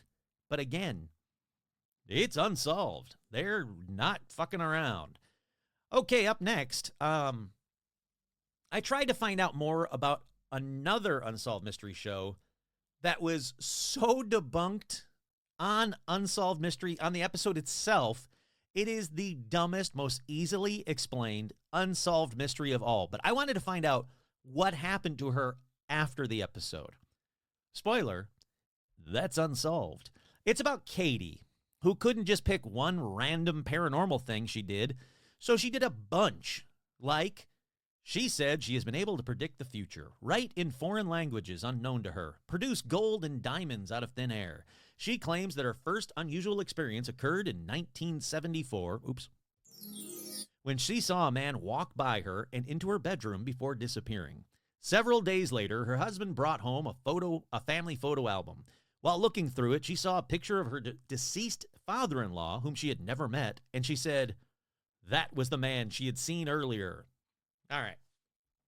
That's the crux of the beginning of the episode for Unsolved Mystery. Then a few months later, Katie, she goes with some police investigator for some strange reason named Jerry Burr to the home of a burglary. Why? I mean, she hasn't said she was psychic at this point. She has not proven that she's psychic. Why some cops like, oh yeah, you want to go to a home of a burglary? Yeah, sure, come on over. Yeah, it's a crime scene. That's fine. So she correctly identified the house that was robbed. She accurately described a blue room decorated in Japanese motif, and she correctly identified the jewelry box where the items were stolen from. She also, if that wasn't enough, gave an accurate description of 3 suspects that were friends of the family who was robbed. All right, Kurt here. I can't explain that one. My only guess is she saw it on the news, because she's not that good of everything else that I'm about to tell you about. So it must have been, it was on the news and the cop didn't know it, and she was just putting two and two together. All right. Later that day, Katie was in the car with Jerry, the cop, when they passed a beach. She claimed she could smell marijuana. He said, I don't smell anything. She then went on to mention that marijuana was going to wash up on the beach within 2 weeks.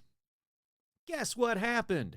Exactly 2 weeks later, 25 bags of marijuana washed up on that very beach. That one would be impressive, but police have stated that marijuana washed up on that beach often. So I looked it up, and yeah, there are tons of reports on the news and in newspapers about marijuana washing up on Florida beaches in the 70s. So that one was a very easy one to predict. That seemed to be on the nightly news almost weekly. All right, moving on to part 2 of Calm the Fuck Down Katie, as I like to call her. Starting in 1986, Katie began producing gold-type foil from her pores and was, I'm big air quoting right now, and was videotaped several times by her psychiatrist. Okay, Kurt here. She never produces gold foil from her pores on film. There wasn't one video of her like looking normal and talking to her psychiatrist, and then all of a sudden gold foil started popping up through her skin or, appearing on her face. Nope.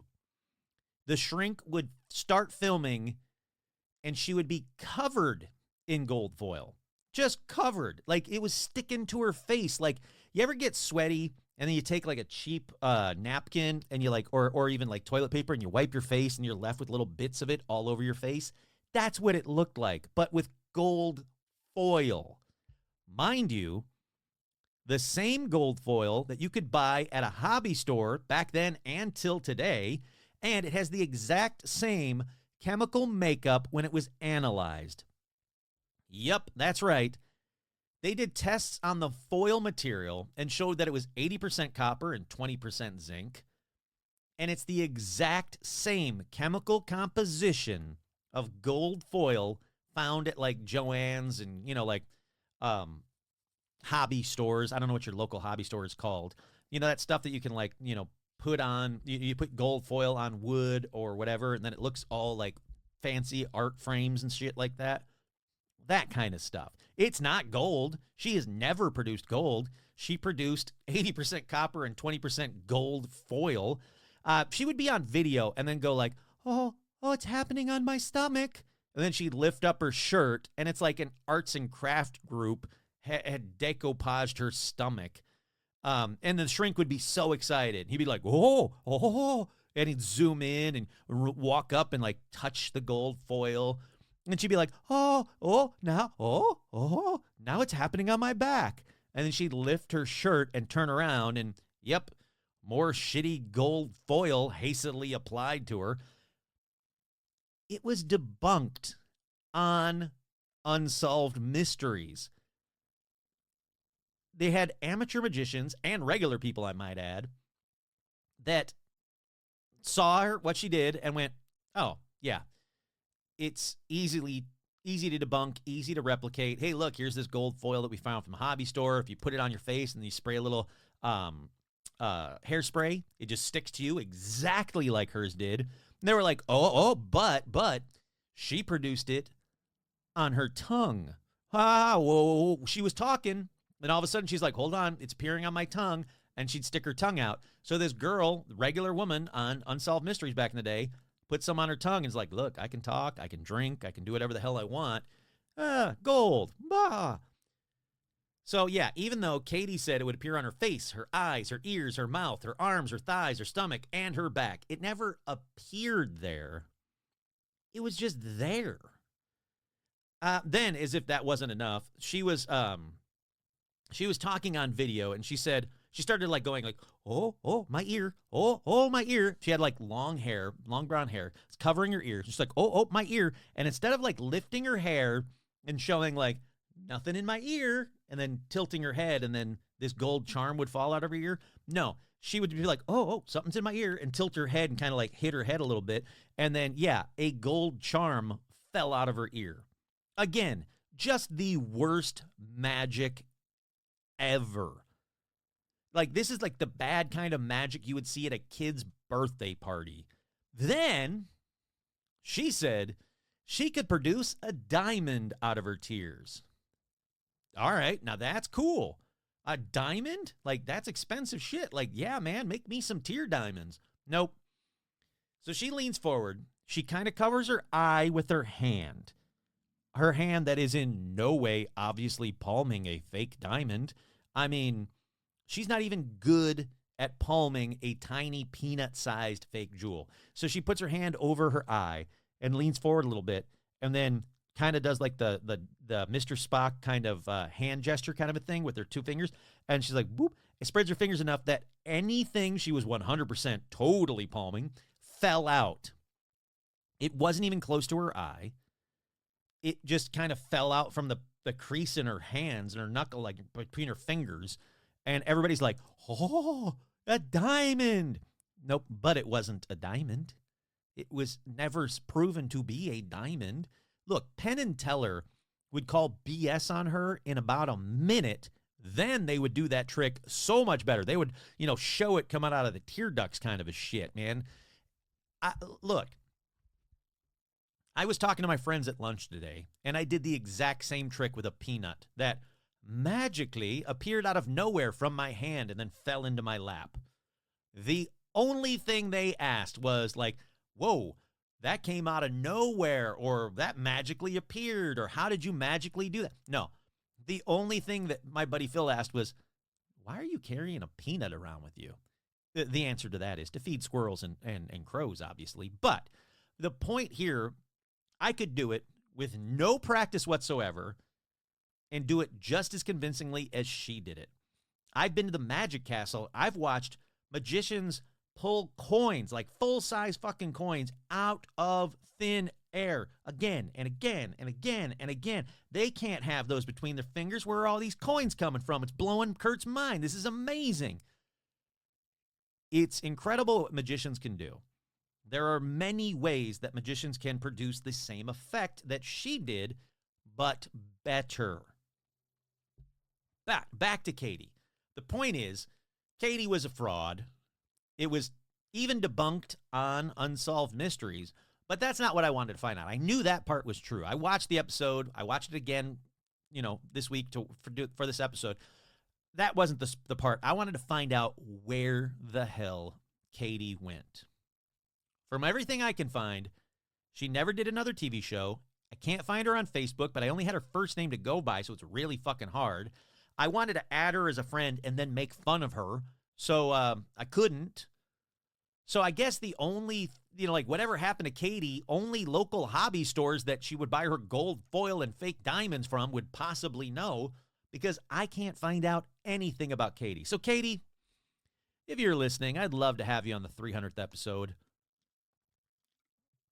By Zoom if you can't, if you're not local. We can even do it on Zoom. And I would love for you to do the little diamond trick and the gold charm that just wasn't just shoved in your ear and then you tilted your head and it fell out. No, obviously it appeared magically from nowhere. Gold foil, yep, I'd love to see that one. It would genuinely make me happy to have Katie from Unsolved Mysteries on the 300th episode.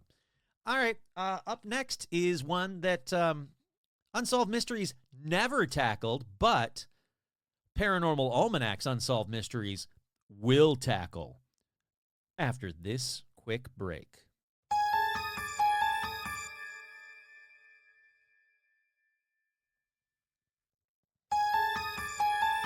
Okay, for this one. And look, the only reason I want to do this one, let me preface this one very early on, because there's going to be people that say, well, it's not really paranormal, but I'm talking about this one on Paranormal Almanac's Unsolved Mysteries because of, quote, the white form. You'll see. This is most likely a solved murder, but since it's never been officially solved, but trust me, it's solved as far as I'm concerned, but it's an unsolved murder. So let's get to an unsolved murder. I don't do these very often on the show. This one's got a weird twist to it. Let's tell you all about it. We go back to July 3rd, 1954, Bay Village, Ohio, on the shores of Lake Erie. That's where Sam Shepard and his very pregnant wife, Marilyn, hosted a party for all of their neighbors. That included dinner, drinks, and watching the movie Strange Holiday. So the party happens, was winding down. Their first kid was asleep in his room. They were watching Strange Holidays. It was just after midnight. Samuel had fallen asleep on the couch. Marilyn had said her goodbyes to the guests. Warning, it's about to get really bad for Marilyn. Here is your trigger warning. She said goodbye to her guests. She goes upstairs. And according to Samuel, I'm just going to call him Sam. I don't like saying Samuel. According to Sam, he heard some noises upstairs. Then he heard Marilyn scream his name once or twice. Now, he thought she was having bad contractions again, so he goes upstairs to find Marilyn's on the ground, beaten to shit and bleeding, and, quote, a white form was over her. Now, he says he leapt for the white form, but was instantly knocked unconscious from behind. Now, he wakes up in a pool of his blood. He's leaning up against the bed, his feet towards the door that he just leapt in from. He looks over, And like I said, he wakes up in a pool of mostly her blood, but some of his blood, but mostly Marilyn's. You know what? Let me pause right here to cut to the police report. Marilyn's body was found lying upward with her face towards the door. She was beaten beyond recognition. She had over 20 gashes deep in her face and scalp. Sheets were covered with blood, and the walls were dripping with heavy spatter. Her pajamas were partially removed, leaving her exposed. The autopsy reported that her time of death was around 4:30 a.m. Okay, back to Sam. He wakes up in the pools of blood, leaning against the bed, his face towards the, looks over, puts his fingers on her neck. Nope. Marilyn's dead. The white form was gone. He then runs to son Chip's room, thankfully. Chip alive and sleeping soundly. So he runs downstairs because he hears like a bumping downstairs. He runs downstairs and yep, again, he says in his testimony, I saw the white form exiting through the back door. Again, to the police later on, he would say it was just a white form, bipedal. Couldn't tell if it's a man or a woman. But he then clarifies it a bit in his next part. So he chases, quote, the white form out onto the beach, and he says he is now chasing the, quote, tall and bushy-haired figure. So no longer just a nondescript white form. He's chasing this tall and bushy-haired figure down to the shores of Lake Erie. He then, quote, lunged or jumped and grasped at, quote, the strange figure, but then said, I felt myself twisting or choking, and that terminated my consciousness. That is a weird fucking sentence right there. What the hell does that mean? I felt myself twisting or choking, and that terminated my consciousness. Anyhow, when he comes to, it was nearly dawn, and his shirt and watch were missing. So about 5:30 a.m., it's nearly dawn, he calls Mayor Spencer Houck, who was a close friend of the Shepherd, saying, my God, Spence, get over here quick. I think they've killed Marilyn. So Houck and his wife, Esther, they make a beeline towards the house to find Samuel shirtless in his study, holding his neck in a seeming state of shock. They immediately call the police. Police arrive around 6 a.m., They find a small satchel with Marilyn's rings and his watch in the bushes, but not a lot of other evidence. They did note there were 3 types of blood at the scene when they did their final, their in-depth investigation. And while interviewing people, they suspect the handyman because he has a long rap sheet of robberies and violence, plus his blood was at the scene. Now, this handyman, his name was Richard Eberling. Spoiler, he did it as far as I'm concerned, but we'll get to that. He said he cut himself working on that room's windows before the murder. Okay, OJ. Anyhow, during the trial, we find out that Samuel was doing the secretary. That's right, he's banging the secretary. So prosecution tries to use this as a motivation that Samuel killed his pregnant wife. Guess what? Doesn't go well for Samuel in court. He eventually goes to prison for killing his wife. He's found guilty. He's released years later, acquitted of the murder, but for a number of years, he did some time for the murder of his wife. But the weirdness doesn't end there, though. On January 17th, 1955, shortly after his conviction, he's incarcerated. Samuel was told that his mother, Ethel Shepherd, had died from a self-inflicted gunshot wound. 11 days later, his father, Richard Shepherd, dies of a bleeding gastric ulcer and stomach cancer. February 13th, 1963, Shepherd's former father-in-law, Thomas Reese, dies by suicide in East Cleveland, Ohio motels. 3 days after his 1964 release. So all that shit happened right when he got, put into prison. It was just boom, one thing after another. It sucked. After his 1964 release, Samuel marries Ariane Teben Johans, who was a German divorcee who had corresponded with him during his imprisonment, and they fell in love. I don't get that shit. look, I get that, some women just want like the bad boy, but come on. He's convicted at that point for a brutal murder of his wife. And in the court documents, it's found that he's also cheating on his wife. So sure, yeah, let me marry that guy. Anyhow, this woman, Ariane, her half-sister was Magda Richel, who was the wife of Nazi scumbag Joseph Goebbels. He married the half-sister of the woman who married her half-sister married one of the worst Nazis on the planet. 3 weeks after the trial, Samuel Shepard appeared as a guest on December 7th episode of The Tonight Show starring Johnny Carson. The fuck is happening? Not done yet. Cut to August 1969. At the age of 45, Samuel Shepard becomes a professional wrestler known as the Killer Sam Shepard. What? All right, let's get back to the handyman for a minute. Richard Eberling, throughout his entire life, was associated with women who had suspicious deaths. He was actually convicted of killing a woman, and even though he denied it to his dying day that he killed Marilyn, he's like, nope, I never killed her. Well, except for the fact he admitted it twice. Once in 1983 and another time to a fellow convict. So, yes, he did it as far as I'm concerned. See, this is a weird-ass story. It has everything. You got your handyman murderers. You got your white form descriptions of the murderer. You got Nazis. You got Johnny Carson. It's a weird fucking story. So technically, like I said, it's still unsolved. And there are actually other suspects. There's a 2002 book that theorizes that Marilyn Shepard was murdered by James Call, an Air Force deserter who passed through Cleveland on a multi-state crime spree at that exact time. In this book, pages 444 through 451 show multiple comparative photographs of his Luger pistol with the blood-stained pillowcase of Marilyn Shepard. What? Why? What?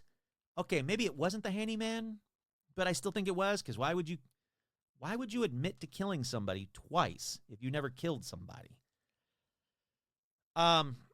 You figure this one out. I just want to know why Samuel kept describing the killer as a white form that seemingly made him unconscious from behind twice.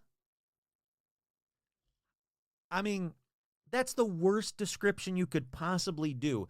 If I said, if you said, hey, Kurt, look out your window right now. All right, I'm looking out my window. Oh, yeah. No, perfect timing. So there's somebody riding by on a blue bicycle. You go, Kurt, cool. What's he look like? It looks like a white form on a blue bicycle. The fuck does that? Does it look like Shmoo? What does that mean? Give me some details here. Oh, I'm sorry. A bipedal white form. Nope. You should have gone to jail. That is a horrific description of the thing, the man, the person that brutally murdered your wife. A white form? Thanks for the help there. Let's get the sketch artist in on this one. Come on, man. Alrighty. Up next. This next one is called The Mystery of the Jameson Family. And Kurt here, that's a pretty good name for it because it's about a mystery that happened to a family named Jameson. For this one, we go all the way back to October 8th, 2009, when the Jameson family, Sherilyn, Bobby, and their 6-year-old daughter, Madison, were seen alive for the very last time in the southeastern Oklahoma mountains. Yep, we got 3 people that are about to be dead. All right, so the person that saw him last, this witness, said he only saw the family and no one else ever. The family were looking at buying a 40-acre property where they planned to live in a storage container that they currently owned on their current property. I'll get back to that storage container later. Just know that that was their big grand plan, is they wanted to move to the southeastern Oklahoma mountains and live in a storage container up in the mountains. All right, we cut to 8 days later from the last time they were seen by that eyewitness. a group of hunters finds the family's locked pickup truck about a quarter-mile away from that property that they were looking at. Inside the truck was Sherilyn's purse, Bobby's wallet, and his phone, their GPS unit, a mysterious $32,000 in cash, and the family's pet dog, Maisie, thankfully, still alive. Because I wouldn't want to do this story if anything happened to the dog.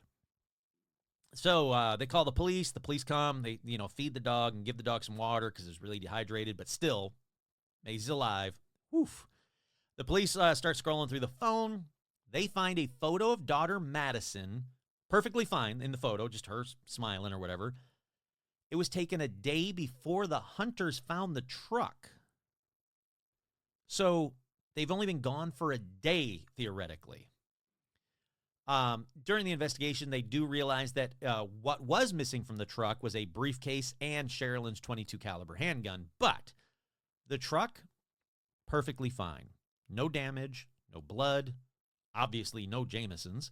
The sheriff later said it seems like they pulled over to meet with somebody and then, poof, just disappeared. He goes, they disappeared either by choice or by force.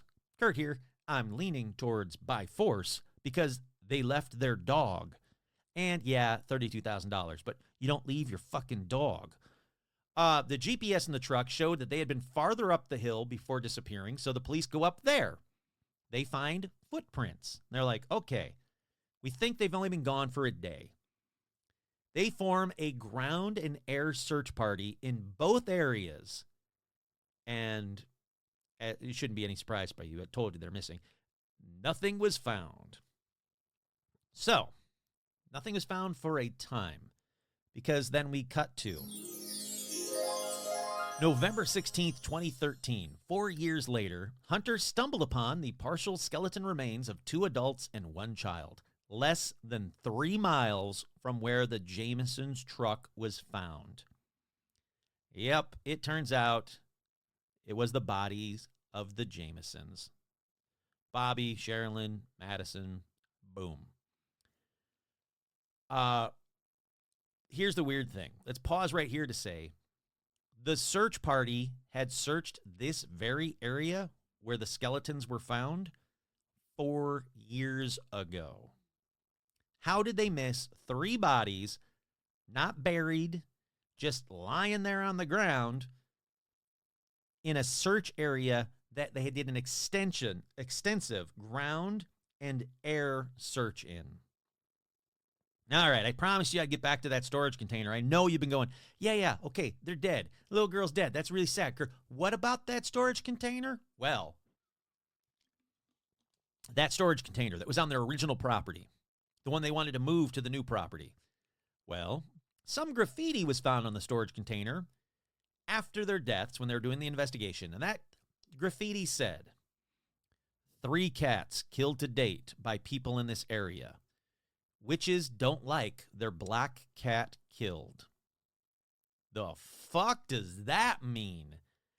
Not only that, but police find a witch Bible, which was found in the Jamesons' home, but some people think Sherilyn bought it as a joke because, isn't that funny? Sherilyn bought herself a witch Bible. Sure, I guess. Why is it funny? All right. Another eyewitness, a pastor, said that, yeah, sure, Sherilyn might have bought herself a witch Bible, but Bobby confessed to the pastor that he was reading a satanic Bible. Then we go to Sherilyn's mother, who said her daughter was becoming more and more illogical and random to the point where she was worrying her mother. Okay, that's weird. But it's not done yet, because another cult possibility came up during investigations. It turns out the Jamesons' names were on another religious cult's hit list. That's right. An anonymous woman came to the police and said, hey, I am part of a white supremacist religious cult. That is the worst group you can be part of. That's pretty much the worst group you can be part of. She said They had a book there that had a list of people's names that were, quote, problems for them. She said she would look up a bunch of names in that book and then go home and look those people up online, and wouldn't you know it, they all led to missing persons reports.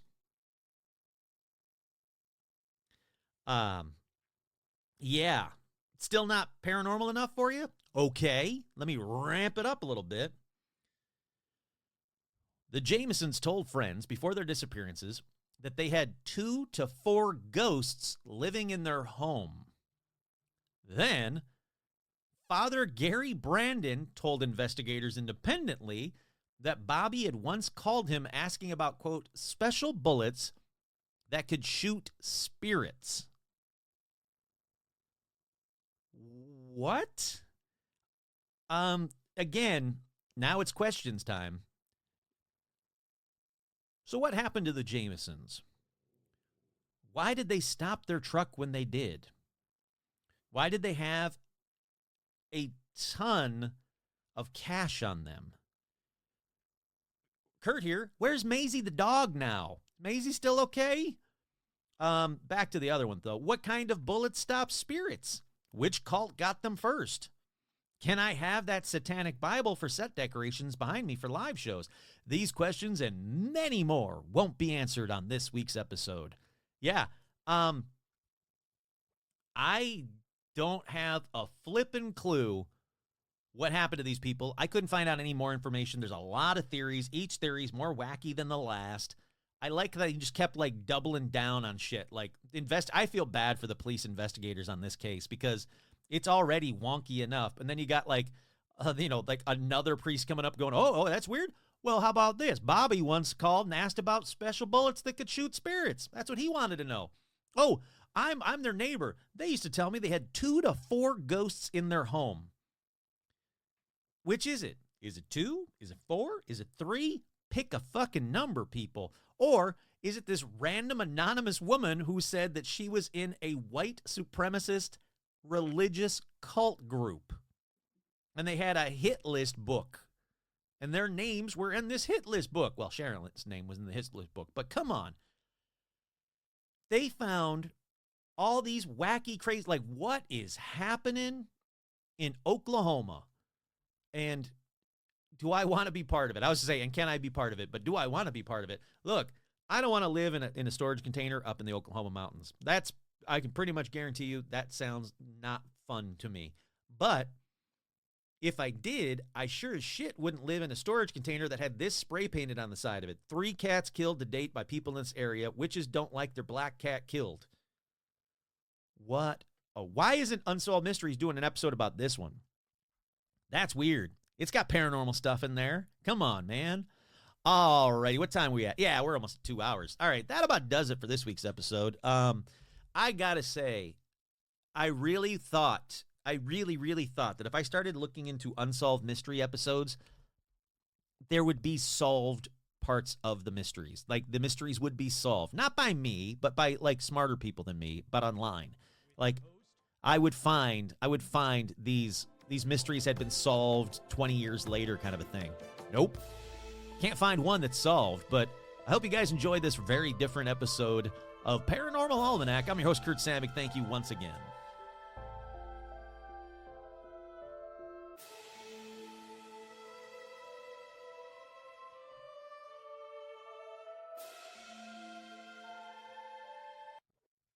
Aber ich gelasse, ich was die Siemsing also, ich was die Siemsing also.